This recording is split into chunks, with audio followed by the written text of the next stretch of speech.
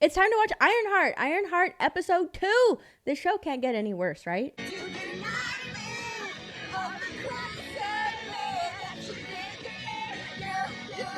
Bruh. Somebody kill me, please. Somebody kill me, please. That was really bad. This episode is called Will the Real Natalie Please Stand Up? Where we left off, Riri had just invented a fully formed AI. No, you're not real. If I wasn't real, could I do this? No? So you're not real. Look at the way she's looking at her. She looks freaked out. Okay. Well, what is real? If you were real, you'd be able to knock that over. Here's what I don't understand. I don't understand how she made that AI. Like, she needed millions of dollars. Like, that's what she kept saying in the previous episode. I need millions of dollars in order to make the AI that she wants to make, and she was able to do it using brain mapping in 4 hours. That's pretty insane. You got to get out of here. I do not need my mom to see you. What does she mean you have to get out of here? I can't have my mom seeing you. Where is she supposed to go? She is an AI. Where do you want me to go? So Riri's freaking out. She doesn't want her mom to see this AI that she has created. So she takes her Iron Man suit and she goes to her room and asks her a pretty ridiculous question. Who are you? I'm Natalie. I'd shake your hand, but I'm just a three-dimensional image shaped by light beams projecting from that broken chest plate, so I'm not calling you that. I understand that she's freaked out, but she should know that this is her AI. The question is, how was this done? How on earth did I create that? That's what she needs to be figuring out. But no, she's like, who are you? You could call me neuro-autonomous technical assistant and laboratory intelligence entity instead, but Natalie just kind of rolls off the tongue a little better, you know? That was a mouthful, finding acronyms for every single letter in the name Natalie. But the important letter to remember is the A, autonomous. This AI that Riri just happened to create while sleeping has free will. That's not good, is it? That can't be good. I need to figure out what went wrong so I can erase you, run diagnostics. Okay, so you're just gonna threaten my life and then ask for a favor. See, this is what happens when you create an AI with free will. It becomes defiant against you. She's supposed to be an assistant. She did call herself an assistant as well. Girl, that was an order, which as an AI, you're designed to obey. No, she's not designed to obey. She has free will. So Riri goes on and tells her that she created her accidentally, that she meant to replicate a Wakandan AI, but instead created an AI of her dead best friend. And when she says that, the AI reacts like this. That's only weird if you make it weird. That's only weird if you make it weird.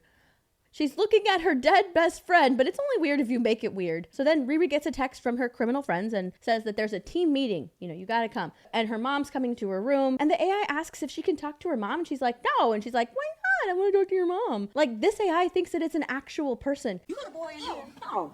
A girl? A girl? Listen, I gotta go to work, so... Yeah, she's gotta go to work. Her work is crime. She called being in a gang of criminals work. The money isn't going to steal itself if I don't make it to work. So the AI wants to go with her. She asks if she can go with her, and she says, no, you have to wait here, stay in my room. And the AI responds with this. As you wish, Master Riri. The AI's pulling the slave jokes. So on her way out, she runs into her best friend's brother in her kitchen, and he invites her out on a date, and she's just like, sure, when I'm done with my day of crime, I can come meet you at the club. I really gotta go. I'm late. She's late for crime. So Riri goes back to the pizza place, their base of operations, and they're going over their latest mark, which is the owner of a company called Tunnel. Basically, Tunnel transforms Chicago's freight tunnels into a private highway, and that's supposed to make everybody's commute a lot faster. I guess the people that actually use Tunnel, I'm assuming you have to pay. And of course, Riri Williams, wanting to make a good impression at work, she did call this a job after all, comes in late, of course, but she brings bagels and then rolls her eyes at someone making a joke about the bagels. Brought the bagels. Going free? All right, let's get to it. But it's okay, because they need her, so she can have an attitude. Now we're introduced to the entire squad, so let's get into it. We have Slug. Slug is our hacker extraordinaire. Who wouldn't want to have that creature on their team? I'm sure those long nails won't get in the way of the keyboard. We also get a look at their backgrounds and why they were chosen specifically. I'm kind of one of Magic Portsmouth's wanted. 2-2. Yes, this is the only space that you'd be comfortable enough to be flexing that you're on the most wanted list. I'm proud of all of my crime. The only thing criminal about this person is their makeup. Ugh. Now we've got the blood siblings. 2 women, 1 is trans. They're the muscle of the group. We found them making money off back alley fights outside of Dallas. Yep, they're the muscle. This is Clown. There's a lot of women on this team. Like, I'm just now noticing, I don't know what that says about women in general. Do we do a lot of crime? Are we like criminal masterminds, or are we easily manipulated into joining a gang of criminals? Not too sure, but this character is Clown. In exchange for our skills, we convinced them to not press charges. They're in charge of like bombs and stuff, and they were impressed by her setting a dude's car on fire, and that was like, oh, you've got it. These are the skills we need. The bar is set pretty low for this band of criminals. John, I'm also highly skilled in the art of skirma de stiletto siciliano. Hi, I'm John. My parents didn't say I love you, so now I play with knives. How come nobody else laughed at any of the women? Nobody laughed at anybody else's skills but John's, the only guy in the room. Well, I mean, aside from Slug, but I don't get a lot of masculine energy off of this one right here. That was actually funny. He's just agreeing with them. That was pretty funny, yeah. Let's make fun of the dude. Seriously, this is how you know that the majority of the writers of Ironheart were women, because nobody made fun of any of the women that they were introducing, except when it came to this guy right here, the only one that exudes any type of male masculine energy in the group. Let's just laugh at him. Yeah, I'm laughing at you guys making fun of me, even though I'm slowly dying inside. Look at my face. I'm dying, I'm slowly dying, but I have to take it because I'm outnumbered by women. Riri is replacing Stewart as our mechanic and tech specialist. We're lucky to have her. We're lucky to have her. I feel like anytime they mentioned Riri Williams' name, they have to give her some sort of a compliment. They couldn't just say, like, you guys know she's going to be replacing Rampage. But no, it's like, we're lucky to have her. You're lucky to have her. She was late to the meeting. So Joe informs the team that tonight is the night that they're going to strike. Their target is going to be doing a demo run of Tunnel. And since she was late, this is the first that Riri Williams is hearing of who their target is. And remember, she doesn't want to hurt anyone. But when she discovers who the target is, she says this. Wait, Robin, the Sheila Zarate? You mean Sheila? I don't care if my tunnels destroy entire communities if it makes me rich, Zarate? You right, screw her.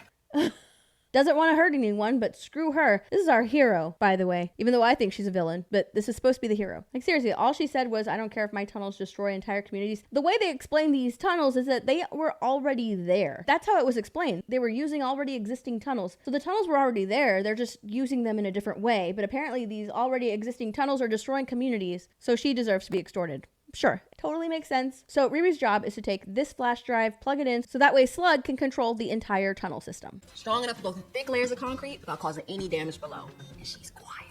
Yeah. The arsonist, the bomb maker, is going to blow through concrete. But she's mad at the tunnel person for destroying communities when she's going to be destroying the community with her explosives. This is the face of someone who makes perfect sense. Silent, deadly. Okay. His face is perfect. He's just like, my God, you're retarded. They continue on with the plan. The siblings are going to clear the control room. They're going to beat everybody up. And once they have control of everything, that's when Hood makes his move. But you know what? Riri has a very important question. So, like, when do we get paid? Look, I thought that her greed was going to start and end in episode 1, but apparently not. She's still greedy. You haven't done anything to get paid yet. Why would you get paid before the job? You get paid after the job is done. After you've done your work that they've hired you to do, that's when you get paid. It's not a difficult concept, but I get it. Riri Williams is somebody who has had everything pretty much handed to her because of her genius and has been gassed up pretty much her entire life because of how smart she is. Remember, they keep reminding us that she is a genius. So of course she doesn't understand how jobs work. First you do the work and then you get paid. She has no idea because she's never had to work for anything. That's a good question.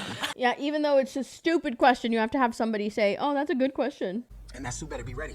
We're gonna need it for tonight. It's at home. Charging, but I got you. It's charging. It's not even finished. And that's another thing. She hasn't even finished the suit and she's wondering when she's going to get paid.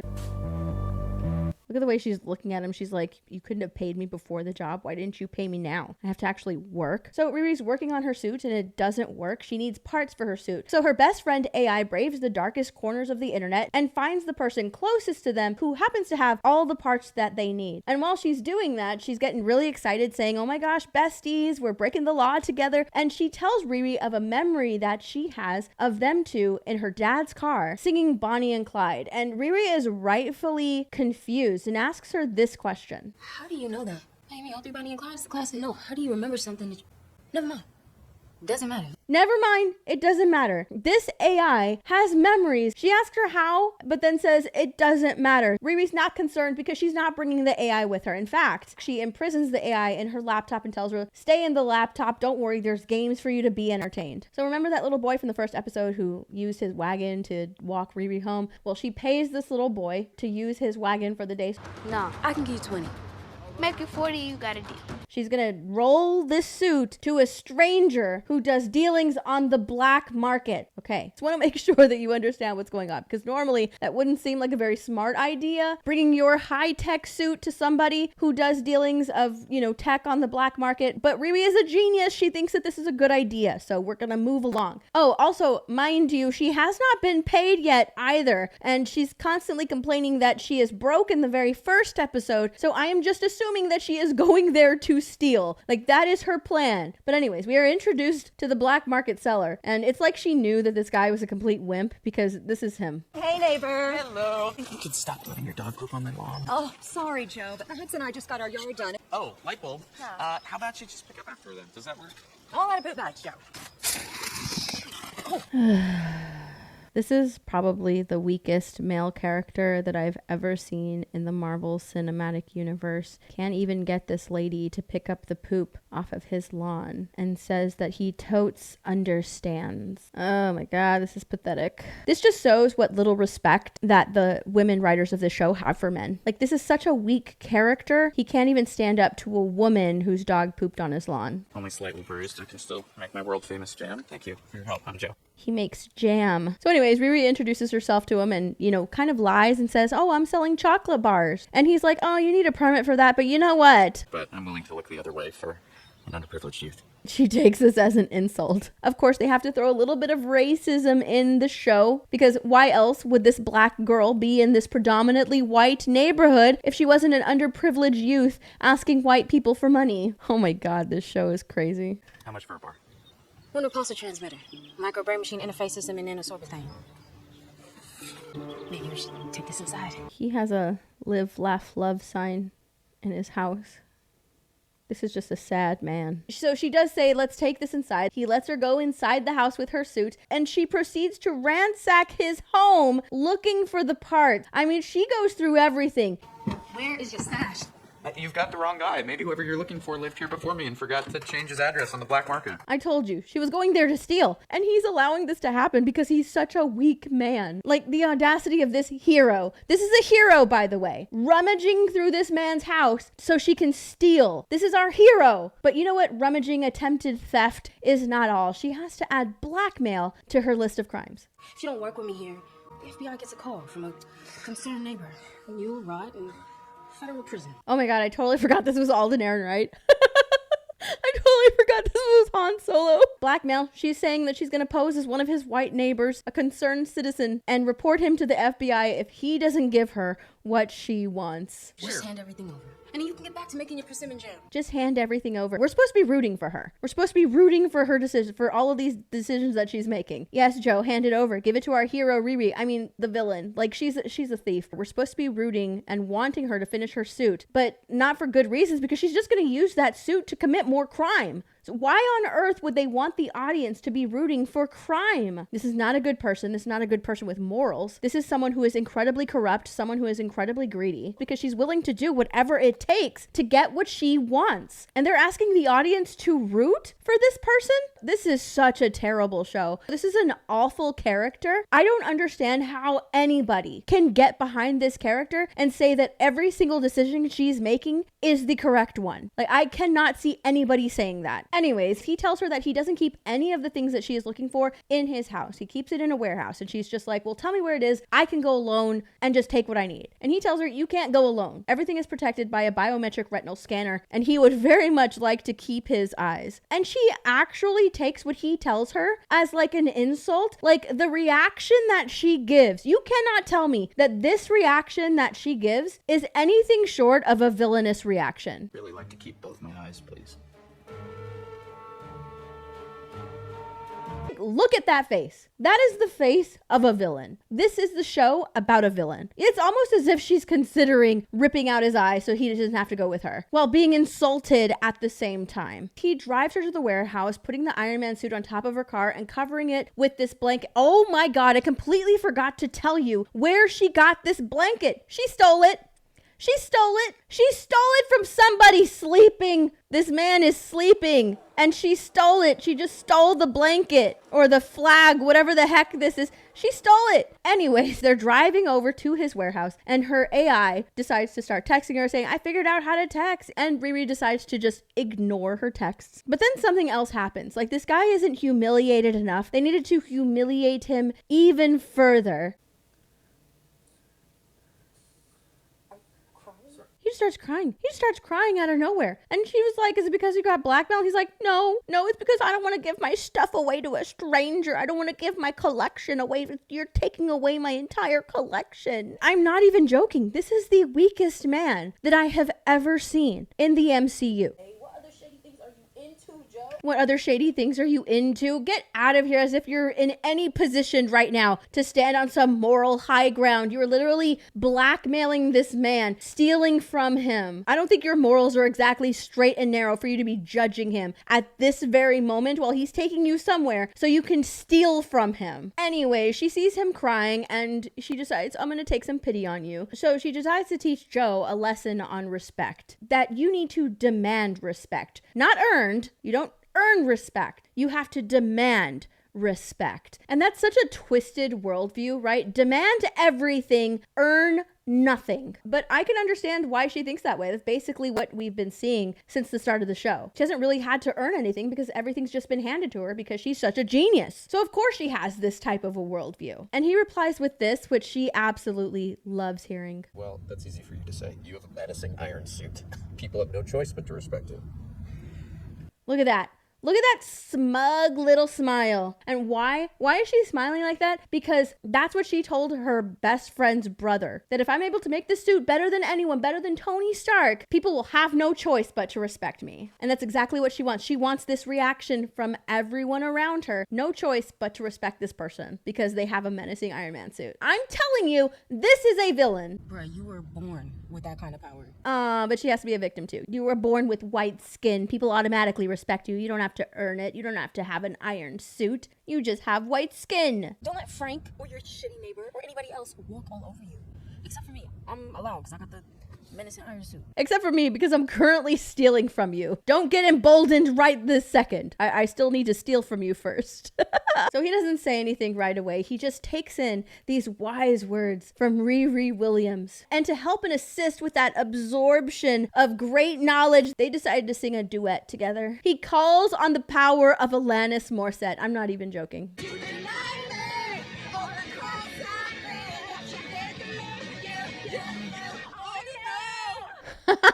Marvel. This is the MCU 2025. So while Riri is currently in the process of blackmail and theft, her AI is back home stuck inside of the computer, and she breaks out of the computer because this AI has free will. She's not going to stay there because Riri told her to. She proceeds to break out of the laptop and she projects herself onto a canvas that Riri's mom is working on, and this is the reaction that her mom has. Get behind me, Satan. Natalie, how the hell? Relax. Miss Ronnie, I'm not a ghost. Oh, word? Word. She's just like, oh, Riri made you. Okay, this isn't weird at all. She did not create the AI of her dead best friend. There's nothing to be concerned about. And she's just on here talking to me like she's alive. Totally fine. Nothing wrong with that. So Riri and Joe make it to the bunker, and she's actually really excited. She goes in there, rifles through his bunker. And while celebrating that she's about to steal everything that she needs without paying a single dime for it, she asks him what the real reason is that he actually has all of this stuff in there. And he says that, you know, the bunker makes him feel closer to his dad, who was an engineer. And he says that his dad had always said that tech is the future. And he says that technology is meant to advance humanity. What's the point in having all of this technology if you can't help people? And to that, Riri replies with this. And actually help people. Organ replacements, prosthetic implants. I mean, that's just the tip of the iceberg. No, that sounds sus. That sounds sus. Helping people? What are you talking about? That sounds a little suspicious. You can't be in it just to help people. You have to have your very own own selfish reasons. All of this motivation has to come from a selfish reason. Why? Because that's where her motivation comes from. Mind you, Riri Williams originally was stating that like, oh, I want to help people. I want to use this to advance first responders. That's why I'm really building the suit, right? That's what she was telling her professors. If I could just get my idea off the ground, help would never be too late. This could change the world. When in reality, it comes from very selfish reasons. So if she has selfish reasons for wanting to develop this Iron Man suit, then surely all the other people wanting to advance technology in order to help people are doing it for incredibly selfish reasons as well. And so he asks her this. Not to help people. Why would you build the suit? Because I could. Because I could. She can't tell him why she wants to build the suit because then she wouldn't be on this moral high ground that she put herself on. So she can't tell him the reason why she wants to do it because she wants respect, notoriety, and money. Look, you're not gonna tell anyone where you got all this, right? I'm no snitch. I'm not a snitch, I'm just a thief. So we cut to this scene of the mom having a conversation with the AI Natalie, and Natalie tells her that Riri is not letting her do what she's designed to do, which is to help her and protect her because I freak her out. And the mom's just like, oh girl, welcome to Riri's life. And then she gives her a piece of advice. The way to do it is to force her. After that, we cut back to the warehouse and Riri is working on her suit. She asks for the time and he's like, what's the rush? And she says this. I need this for work tonight. Yes, her work, her job, her full-time job as a criminal. And of course, he's like, what kind of a job needs an Iron Man suit? You need an iron suit for a nighttime job, and I'm the shady one. I think it's pretty clear at this point that neither one of us are outstanding members of society. Well, I'm actually glad that she recognized that she is a criminal. Riri and Joe are having a conversation about the AI that she happened to create using brain mapping. But if someone did create AI using brain scanning technology successfully, you think it'd be any good? Would it be efficient? Yes. But it also depends on whose brain was scanned. If in Riri's case, you know, her morals aren't exactly straight and narrow, the AI that she created wouldn't exactly be straight and narrow, honorable, honest, you know, all those types of things. I think, if I'm thinking about this correctly, I think that's what he's trying to tell her. Anyways, she asks him to hand her a piece of the technology that she's actually stealing from him. And he doesn't want to touch it. And you haven't touched anything? I've touched. He doesn't want to be tied back to any of this. He doesn't want his hair follicles, his fingerprints, nothing to get on all of this stuff, because what if someone like Riri were to steal it and the police find it? It could lead back to him. So he's doing all of this to protect himself, and Riri tells him, go ahead and touch it. I shouldn't. But it's so smooth. Cold. Okay.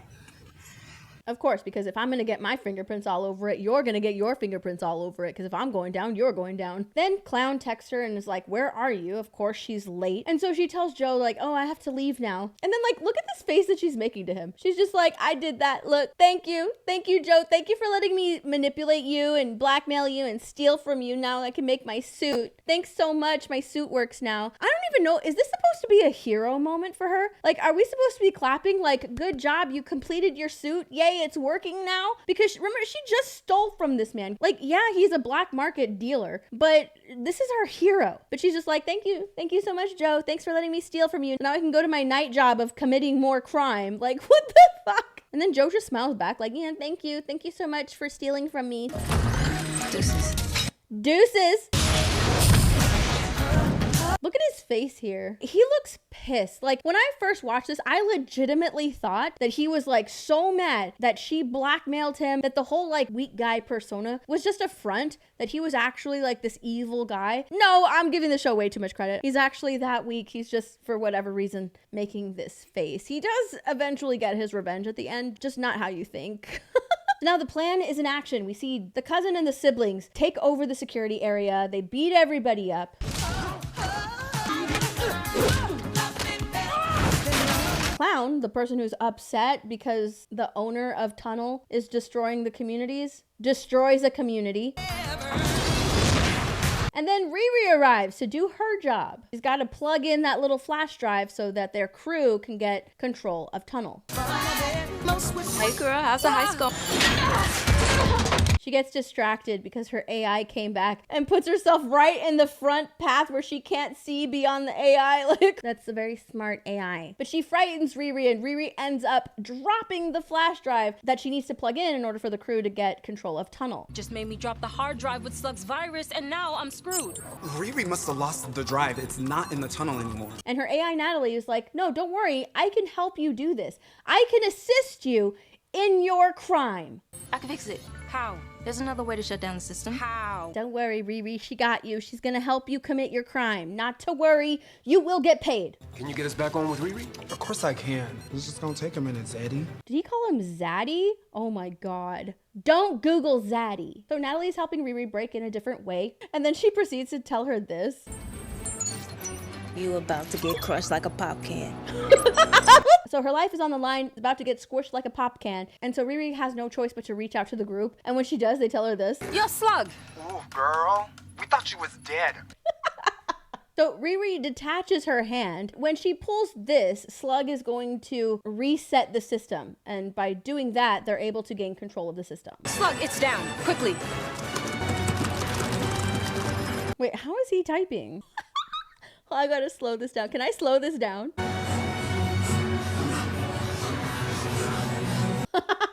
He's just basically pounding. Normally when you type with those kinds of nails, you're like Peter Griffin when he has his long nails. Just.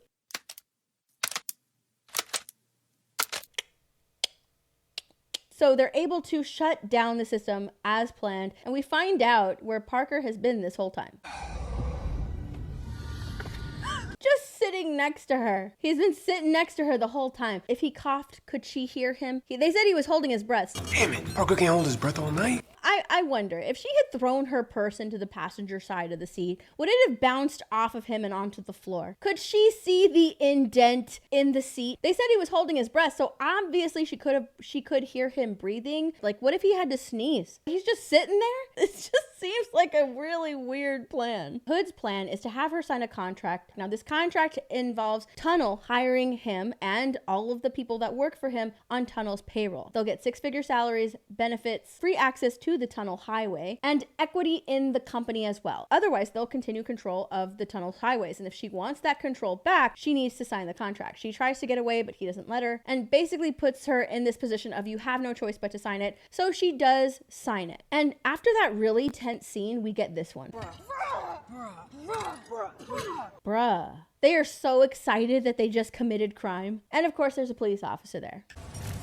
Hands up. Natalie, close the helmet. But Natalie starts glitching. When she sees the gun, she starts glitching. And the cop ends up shooting at Riri. Come on, man. There's no need for that. There's no need for that. What are you're wearing an Iron Man suit. As far as this guy's concerned in this universe, anybody who is wearing an Iron Man suit has weapons on them. Seeing somebody fly out of a tunnel in an Iron Man suit who isn't Tony Stark or War Machine would see that as a threat because these suits normally have weaponry on them.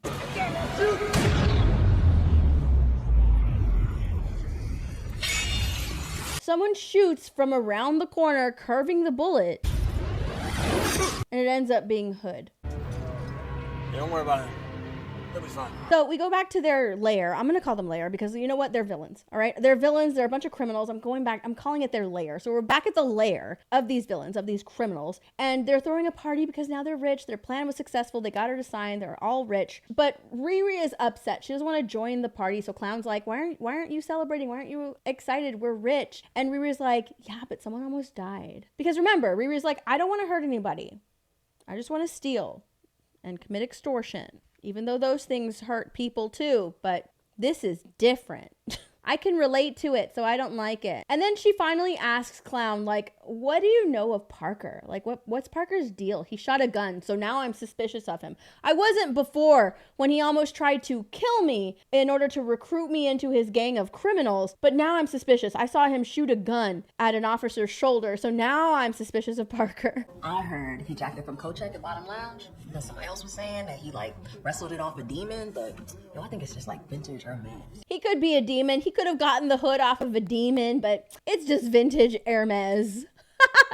The hood that turns him invisible. No. It couldn't have come from a demon. It must be vintage Hermes. Yeah, not the brightest people. Anything else weird about him? Anything else weird aside from the hood might have come from a demon? I saw Parker shirtless. Doesn't matter that his hood comes from a demon. He is sexy with his shirt off. You know, you ask a lot of questions here. Sometimes it's better just to keep them to yourself, you know? Don't ask questions or we will kill you. She could have just decided not to commit the crimes and not join this gang of criminals, but whatever. This is our hero. She's a hero. We're rooting for her. This might be the prettiest group of washed up criminals I ever saw. Oh my God. You know he has to call them pretty because most of them are women. But the money above us will never notice our brilliance unless we force them. Oh my God, I want this episode to end. Anyways, the celebration is over and Riri goes back outside to her suite to talk to Natalie. And Natalie apologizes for freezing up on her and Riri's very curious. She's like, what do you remember about that night? That night being the night that she was killed. And she tells her like, I remember Gary telling us to get down and I think I closed my eyes. But you know what? That doesn't matter right now. We need to talk about Parker. We can come back to that later, Bree. Right now, I need to talk to you about Parker. Earlier today, by the tunnel, I sent some crazy energy. Oh no, not the vibes. She sends bad vibes off of Parker. It's all about the vibes. She got bad vibes coming off of Parker. I tried to analyze it, but I couldn't. I don't know what it is. It's kind of hard to analyze vibes. It's understandable. And Riri, being concerned, she had that conversation with Clown earlier, takes this incredibly seriously. So? She doesn't care. We wake up to aliens, androids, wizards on our timeline every other day. I'm more concerned with how my AI is having panic attacks. Riri doesn't care. She made her money. That's all that matters to her. I think Parker is wrapped up in some sketchy shit. Really? You think he's wrapped up in sketchy shit? The leader of this criminal gang? You think he's sketchy? The guy who puts on a hood and can disappear? You think he's sketchy? Really? Duh. I know Parker is sus, but this is an in and out job. It doesn't matter. I need money. So I completely forgot that Riri got asked on a date early in the episode, but now we're finally here. We're at the date. He's using some great lines on her. I waited many moments to hear you admit defeat, young Padawan. Padawan. Oh my God. Wow. You know what? I don't even care. That would totally work on me. So while she's on her date, we go back to Parker, who looks like he's struggling to take a poop.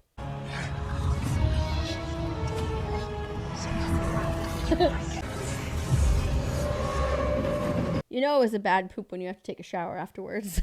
Hood's cousin walks in and sees his back, and his back is getting even worse. His cousin is just like, I can't keep covering these up for you. Look, I can't keep covering this shit up for you, bro. I said it's fine.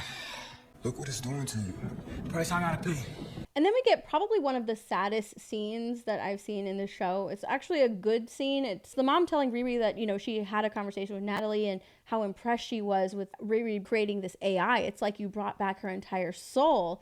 And what's sad about this conversation is that the mom asks Riri if she can make one of Gary. And I think that, like, if this was created by anyone, especially someone who lost someone who is going through this type of grief, it would be something that they would ask them to create. So that wasn't a bad scene. That wasn't a terrible scene. I can see that conversation happening, especially if she brought back an AI version of her best friend who looks, sounds, and has mannerisms similar to when they were alive. I can see her mom asking, like, can you please bring back Gary? After that, we go back to Joe. He's at home and he's throwing away his live, laugh, love sign. One outing with Riri and he no longer believes in live, laugh, love. But while he's throwing this away, he steps back and accidentally steps in the dog poop.